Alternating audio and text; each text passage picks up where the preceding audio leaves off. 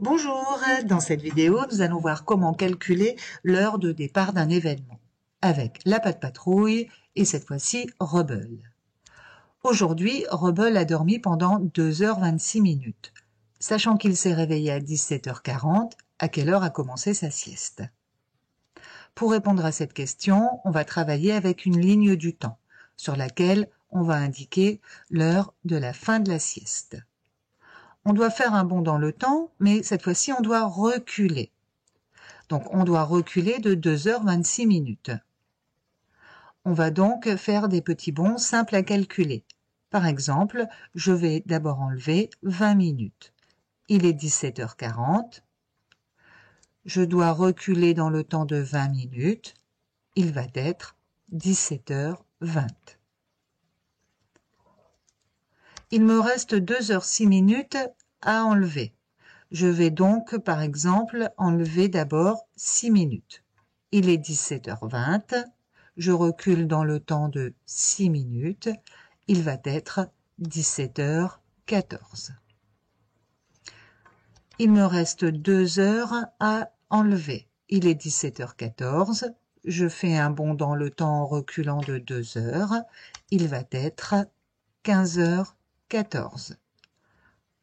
Et j'ai terminé, j'ai bien reculé dans le temps de 2h26 minutes. Je peux conclure, la sieste de Rubble a commencé à 15h14. Mais ce n'est pas tout. Comme d'habitude, on aurait pu résoudre cette opération résoudre ce problème avec une opération.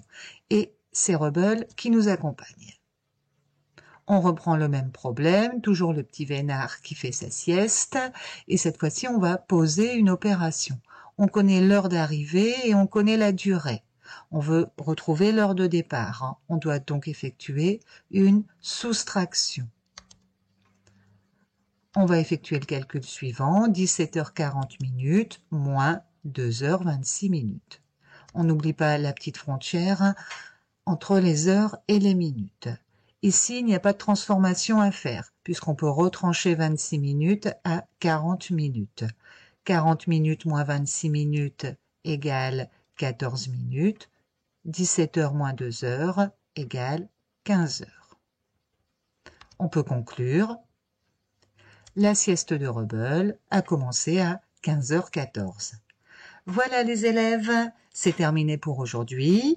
Moi, il me reste à vous dire au revoir et à bientôt.